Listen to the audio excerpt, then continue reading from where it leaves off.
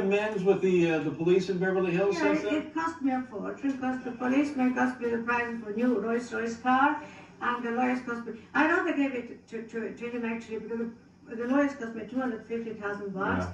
So I said to myself, the damn policeman is a horror, but he's so handsome, I'd rather give it to him than for the lawyers.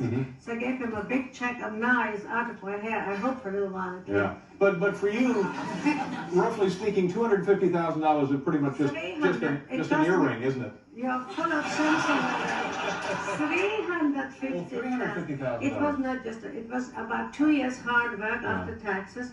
And it was, and let's face it guys, all those lies in the court.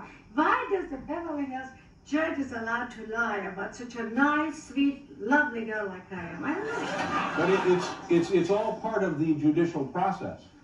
But if the judicial process is that phony and so fake, then I don't want to. Every word out of them was a lie, and my people who testified told the truth. Right. Let's not talk about this experience, because I love my country and I want to live here. But the nice thing about the 2 weeks of my life, I didn't love so much the Beverly Hills judicial system. Yeah. Well, yeah. All right. I just want to ask you.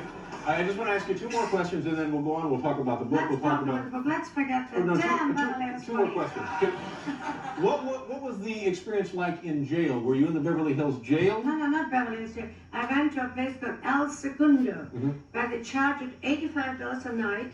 For that, you don't get food. My husband brought me in 4 bottles of Evian water because I couldn't push the damn button where the water comes on top of the toilet.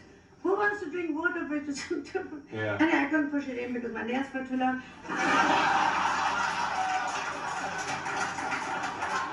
I had nothing to drink. Oh, what a nightmare. Not only are you in prison, but you're forced to drink French bottled water. Away from me. But that is not everything.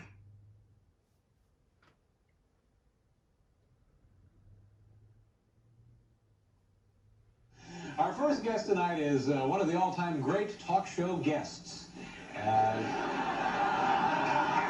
Too bad this isn't one of the all-time great talk shows. She is also a princess, and the only woman I know named Zsa Zsa. Ladies and gentlemen, please welcome Zsa Zsa Gabor.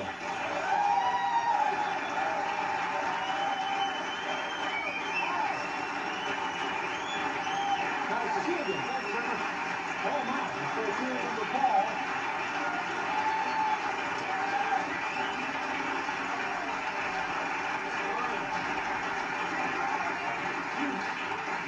You're a sophisticated woman. You've traveled. I don't know what sophisticated means. You've traveled the globe. You've been all over. You've probably been south of the equator, haven't you? I don't know what the equator is. Well, that's the dividing point in the around the circumference of the world, the globe, the planet. I was in Africa.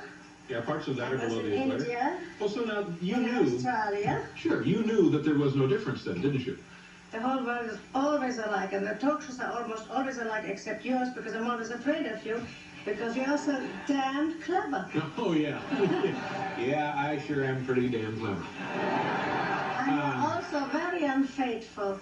Last time I was here, I told you that you're my type, so you invited my sister, not me, next time. No, but you, well, it's nice of you to come back, and congratulations. When were you married? Was it about a year ago? Only 6 months ago. 6 months ago. And you're now, is this true? You're actually a princess? Yeah? And a duchess. And a duchess. Now, which comes first?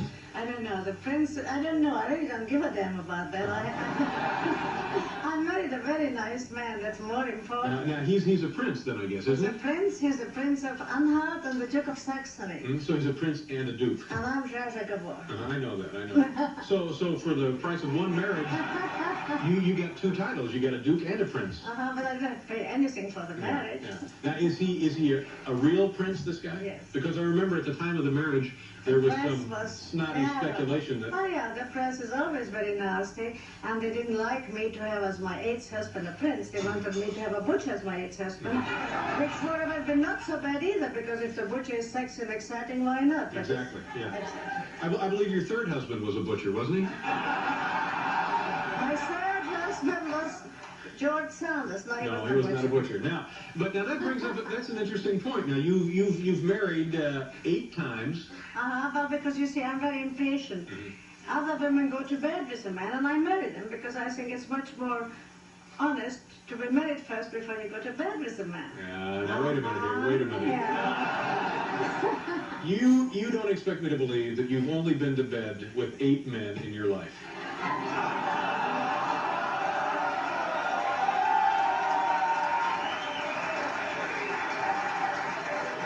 You don't have to believe it. Well, let's get off that My subject for a husband second. is in the green room, otherwise I could have told you a couple of stories. Oh, is that right? Yeah. Now, but seriously, would you ever have married a man who was not a world famous figure, a prince, a duke, a hotel magnate, an actor, on and on? Would you? Or an ambassador, or a Texas oil man, or a very rich New York man? No. There's no big aphrodisiac than power, you know. You enjoy that. That's a real jolt for you, huh? But actually, those type of men always ask you to marry them because another simple, nice, all-American man is afraid of me, and I don't know why. Might be intimidated by you. They intimidate me too. You're intimidated by men? Of course I am. Yeah. Not by you, though. Whom have you gone out with that you maybe wish you could have been married to? I mean, Lord knows you still got plenty of time.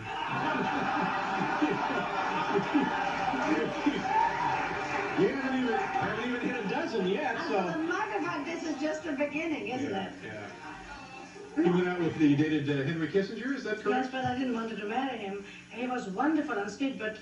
How long did you date him? He didn't, well, Mr. Nixon, who I adore and love, before your old boy I think is wonderful, Mr. Nixon wanted me to marry Henry, and he sort of fixed up Henry and me all the time. We went out 2, 3, 4 months, and Henry is a sweet angel, but not for me to be married. Now, what kind, now, help us with this.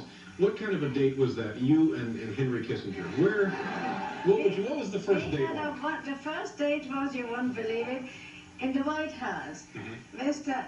Nixon, the president, sat me next to a little bespectacled man, of his glasses, I say, and a very handsome German prince. And after 10 minutes, this man with the glasses was so interesting and so wonderful that I never looked at the prince anymore, only talked to this man whose name later turned, I didn't know who the hell he was. Mr. Nixon asked me, how did you like Henry Kissinger? Yeah. I said, I don't know who Henry Kissinger is. He says, you sat next to him the whole evening, you talked to him. Right. Henry is brilliant. Yeah. He knows everything, and that's why I didn't want to marry him. Who wants to marry a man who knows everything? That's dangerous. Well, but what would you do on a just like Henry would call you from the office and say, I had a horrible day, I don't know, where would you? When Henry came to California, or when I was in Boston, I'm an actress, in case you don't know, I'm not just marrying, I'm a good actress. And I'm in Boston, for example, he used to fly there and take me out. When in Los Angeles, he took me out. In New York, Mr. Nixon once gave a party at 21 when he was a 21, but did you do any other things besides going to 21 and hanging out at the White House? You didn't go out for a big sloppy pizza? I never slept with Mr. Kissinger, if you want to know. No, that's certainly your business, and it's beyond me to pry into that. Pizza? No, we had one wonderful thing happen to us. He brought me home from a restaurant in Los Angeles, and he tried to kiss me goodnight. And just as he tried to kiss me, a beeper went on, which he had right here. And the beeper said, Henry, come back immediately, I need you. That was the President of the United States, so he screwed up that one kiss. You know, I think that's about all he screwed up. But listen, I think it was. That was. We have to do a commercial, Zsa Zsa, and then we'll come back. You can stick around, can't you? Yeah, okay. We'll be right back.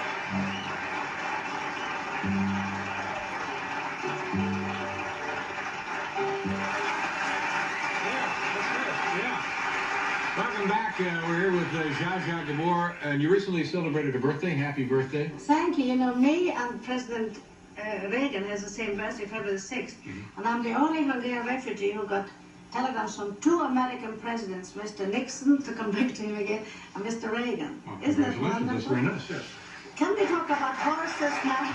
We're going to talk about horses? Well, can you tell us how old you are? I guess that's impolite to ask, isn't it? How can a man with his knowledge, his looks, ask a lady that silly question? It would only lie anyhow. You would lie? Well, of course I will lie, and I will not tell you my... Let's talk about my horses. But you know, I felt like I could ask you that because you're a knockout. You know, you just look great. And anyway, I will never tell my age because Oscar Wilde said a woman who will tell her age will tell anything. And Lord knows you're not that kind. All right, what kind of horses do you want to talk about? Oh, I have Tennessee Walkers, and I won 4 championships with Silver Fox. Do you ride these things? Who the hell is riding them if not me? Why should I talk to them? I don't know. Of course I'm riding. I won 4 championships with Silver. I rode. You get like kind of a Dale Evans outfit? You get out there on it? No, I am in a very simple sort of t-shirt, just a little bit. Anyhow, t-shirt and pants and boots. And I rode in the Olympics 5 days in a row. Is that I was right? invited. In the Los Angeles Olympics? Yes, sir. Not in the Chinese one.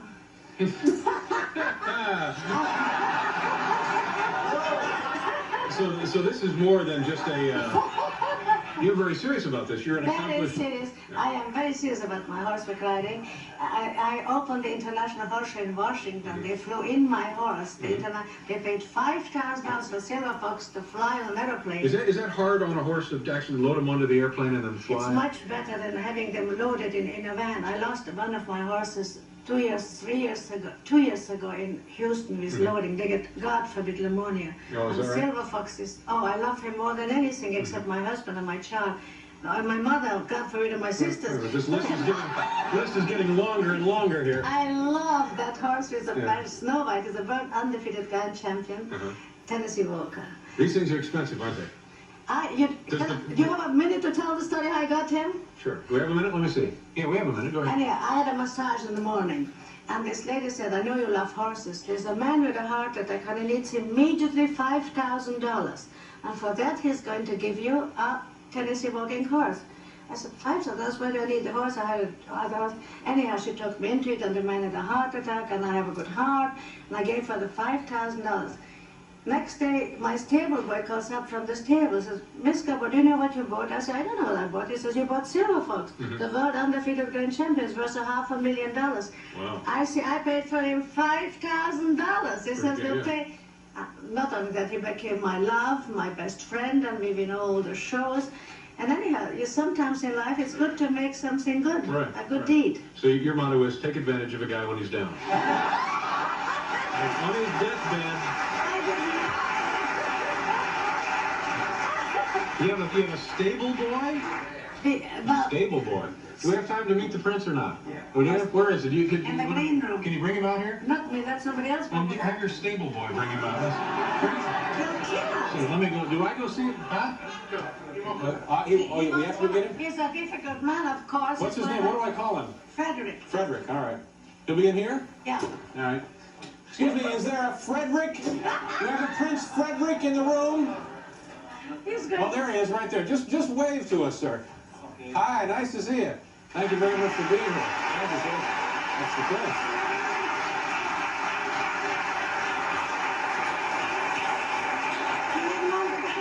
Yeah, if he's a prince, I'm Ed Koch. Okay. It's Joe. Okay.